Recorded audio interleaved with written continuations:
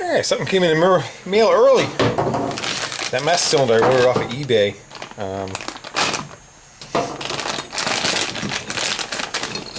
Supposed to be here Tuesday. And it's here today. What do we got? Some of this, some of that. I kind of eyeballed it online. Holes are in a different spot.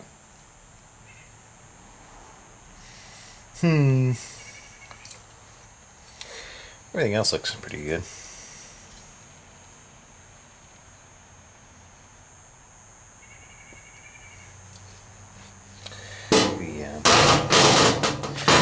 This is really where it needs to worry about where it connects is, say, those two holes.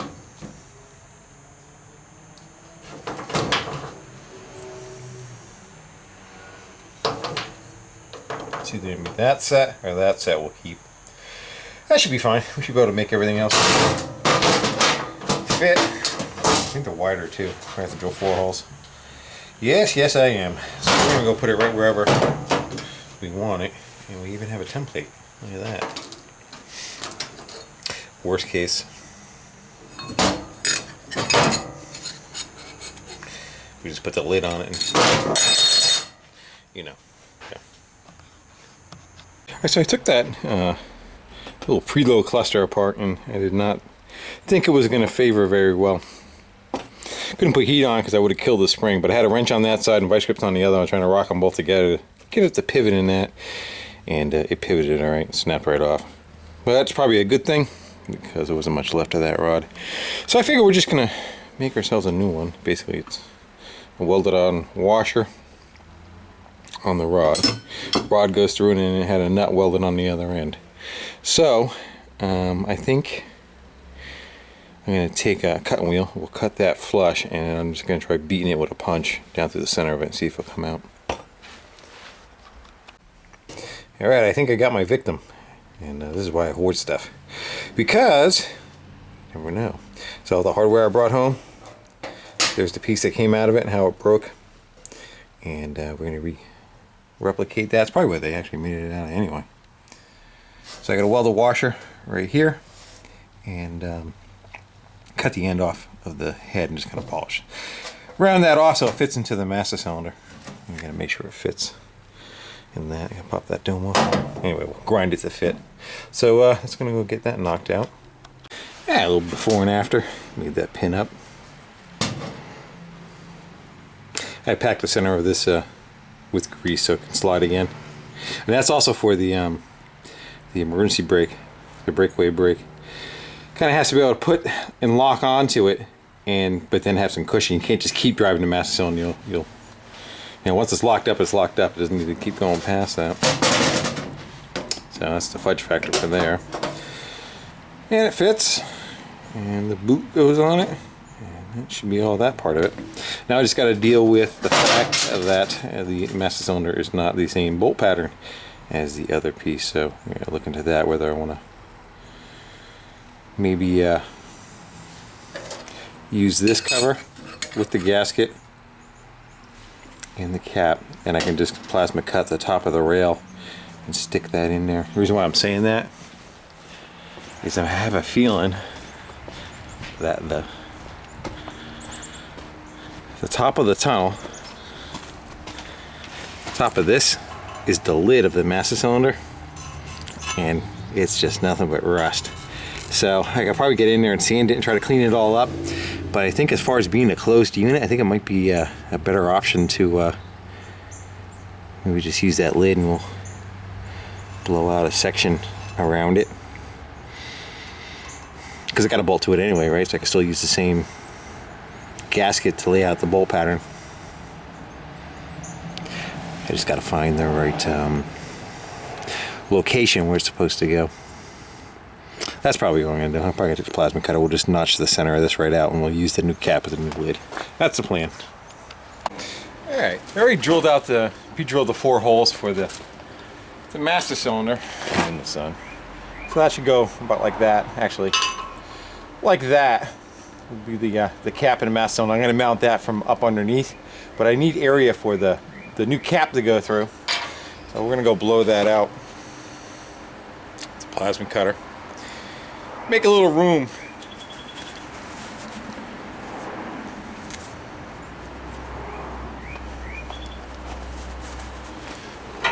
And it's got a straight edge to do my thing.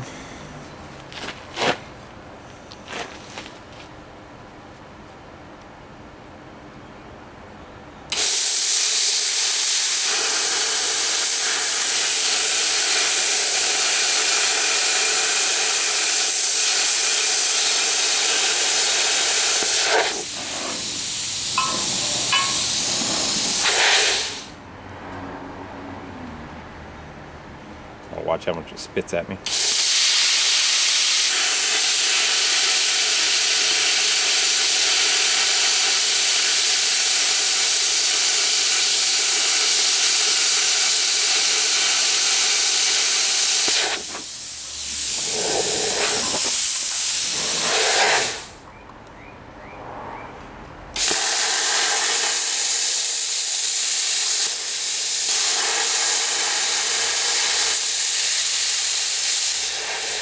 Two hands is whip there.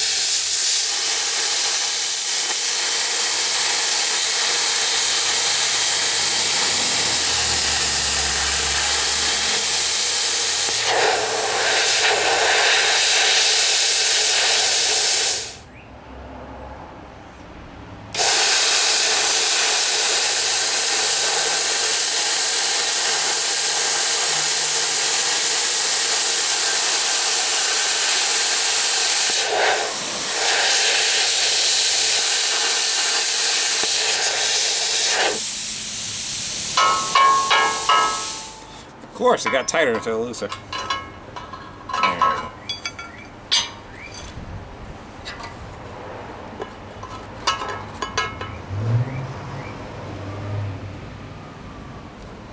That should work. Gotta take a file underneath it and clean up some of the bottom slag that's hanging down. Give it a little bit of room.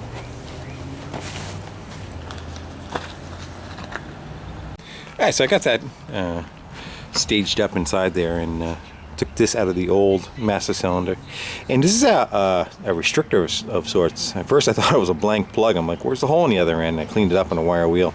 And there's a pinhole going through it, so it kind of restricts the amount of fluid on to give it some probably delay or drag, so it doesn't probably pulsate on you, you know. So now I'm going to try to figure out how to run the brake line. And I think at first I was going to try dropping it down into the tunnel and running it back and popping it out. But I think I'm just going to do pretty much the same thing. I'm going to do a bend. And we'll suck it along that rail right there. And yeah, probably do the same. And what I may do is drill a hole through here. And we'll have it pop through. And then make the bends. And I haven't decided if I want to run it down that side. We'll run it down this side. Probably thinking going on that direction over there, just because it'll be less stuff that's in the way when I'm trying to mount and drill it, because the conduit's already here. So it may make for more room for the flex lines and all. Yeah, I just decided. So that's what we're going to do. So let me start getting some lines bent up and get stuff formed into place. Alright, so I did some running. And actually took a wire wheel to the area where I was running the brake line, so that part's already taken care of, so when I go to paint it I don't have to worry about it. And it kind of steps down. I blew a hole through the frame rail down there, and I'll put a piece of rubber around that when I'm done. But kicked it towards the bottom, it's all protected, and made the turn. And I was going to start running the next piece. They are 60-inch lengths, 5-footers.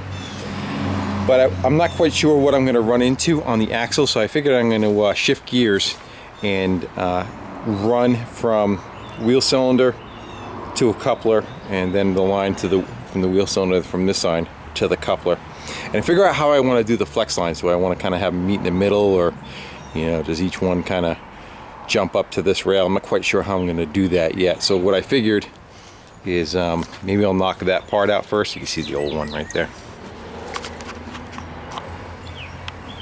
That's what I'm talking about. So I got new tees, new flex lines, and want to see how I'm going to go about mounting that and making sure it stays out of harm's way. So as I said, I'm going to start by I'll yank these lines out of here and install some new ones with the T in the middle and kind of go from there. All right, so we're running the brake lines, like I said, from the wheel cylinders to the center of the axle, kind of favoring that side. That's the way it was set up before. But instead of using tie wraps, I actually kind of welded the clamps. Welded the clamps to the frame, and then I made a cross brace that went across and made my two flex. I was trying to keep the flex lines out of harm's way. You know, you figure those axles are going to be moving up and down. So where there's enough movement, I can't go over the top because the decking is going to be right here. But you kind of want to get it underneath, but at the same token, get underneath where you're not going to rip the thing off if you're, you know, cruising some rougher areas. So I figured that was probably the best of all options. And then I got the two regular brackets just tacked on there. I'm going to go back and fine-tune weld them. So now I have one more junction right here. So this has to get back to that brake line underneath the rail there.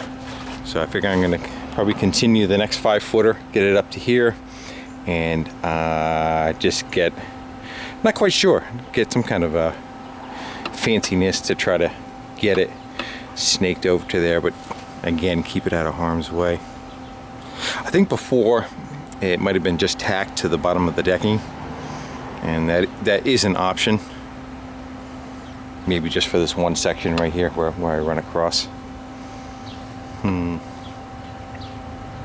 Or even put a piece of, maybe put a piece of flat bar there to give us something to, you know, something like that going all the way across.